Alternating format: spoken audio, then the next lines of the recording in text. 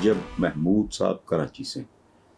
वो कहते हैं जी तमाम तवक्कुआत और खदशात के बरक्स न तो नून लीग ने धांधली की, ना इस्टेब्लिशमेंट ने दखल अंदाजी की और ना कोई मशीनी निज़ाम मुलव्वस था।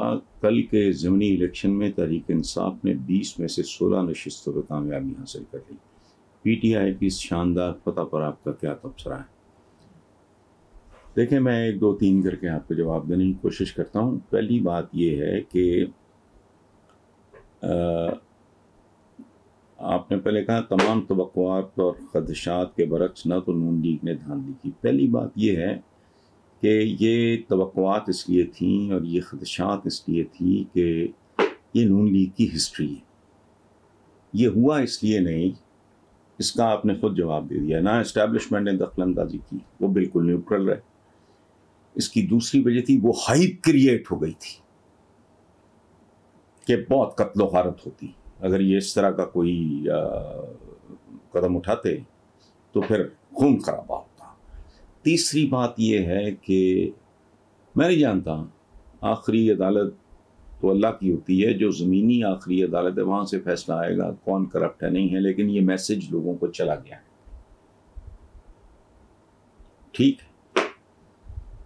दूसरे, इमरान खान ने जिस तरह स्टैंड लिया है, जाहिर है वो साफ नजर आ रहा था। मैं करता रहा कि ये करेंगे धांधली वगैरह, चूंकि इनके वाकई DNA में है। वो हो नहीं सकी वजूहात मैंने बताई। अच्छा किया उन्होंने ये रिस्क नहीं लिया, वरना सूरत हाल बहुत बुरी होती। अच्छा, बाकी एक बात है कि वक्त के साथ साथ अवाम के शऊर में जनरली बहुत इजाफा हो रहा है और एक ऐसी नस्ल मार्ज़ वजूद में आ गई है जो भुट्टो और उसके बाद तक के ज़माने में नहीं थी। मैंने एक बार बताया भी है कि बीकन हाउस का लोगो हमारी कंपनी ने संतोष साहब के, दर्पण साहब के भाई छोटे, सबिया भाभी के और नैयर सुल्ताना भाभी के जो देवर हैं मंसूर, अल्लाह उनको सेहत ज़िंदगी दे, वो खुद भी हीरो रहे हैं लेकिन उनको दिलचस्पी नहीं थी। मेरी और मंसूर की एक कंपनी थी, crystals communication limited. Beacon house हमारा क्लाइंट था और उस वक्त इसका आगाज हो रहा था, इसका लोगो। अब ये जो प्राइवेट स्कूल्स हैं, हाई प्रोफाइल स्कूल्स हैं, महंगे स्कूल्स हैं, वहाँ का लेवल ही और है, वहाँ की थिंकिंग और है। ये पहले जनरेशन नहीं थी। पहले क्या था, एक एचसन कॉलेज था या कोई कैडेट कॉलेजेस वगैरह, इस तरह का मतलब टूटा पजाई सिलसिला था। बाकी ये नीचे वाला खाता था। अब एक नई क्लास हमारे यूथ में आई है, उनकी तरबियत मुख्तलिफ है, उनकी सोच मुख्तलिफ है। मसलन भाई मेरे पास यंगस्टर्स बहुत आते हैं मुख्तलिफ यूनिवर्सिटीज़ में, जो बच्चे ख़ास तौर पे मैस कम्युनिकेशंस पढ़ रहे हैं, वो मेरे साथ राब्ते में बच्चे बच्चियाँ इकट्ठे हो के आ जाते हैं, 4-4, 6-6 का ग्रुप आ जाता है। चंद दिन पहले मेरे पास कुछ लोग आए हुए थे, बच्चे यंगस्टर्स।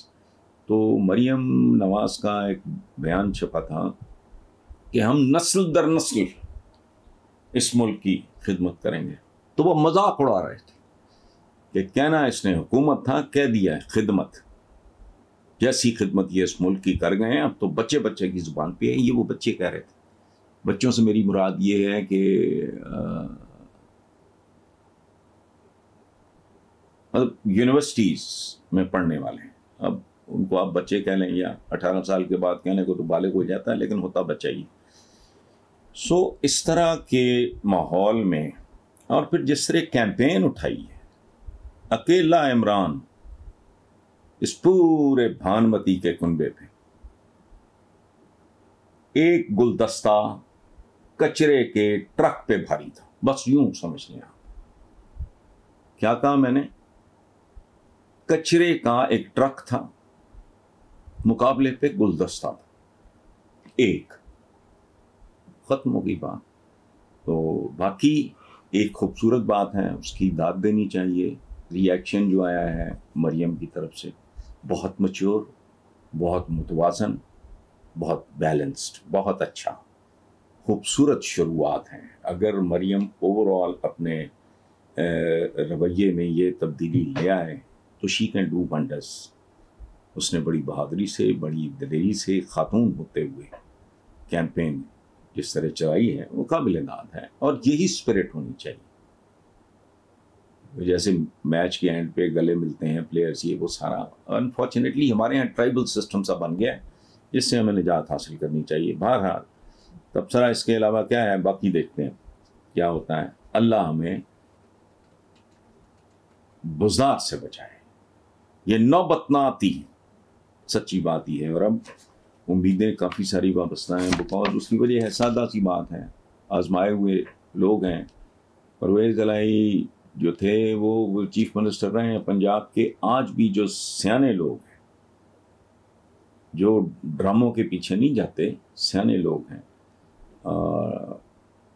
वो उनका वो अहद याद करते हैं। So if he comes as the chief minister, तो मेरा ज़ाती ख्याल ये है कि वाज़ेह फ़र्क नज़र आएगा।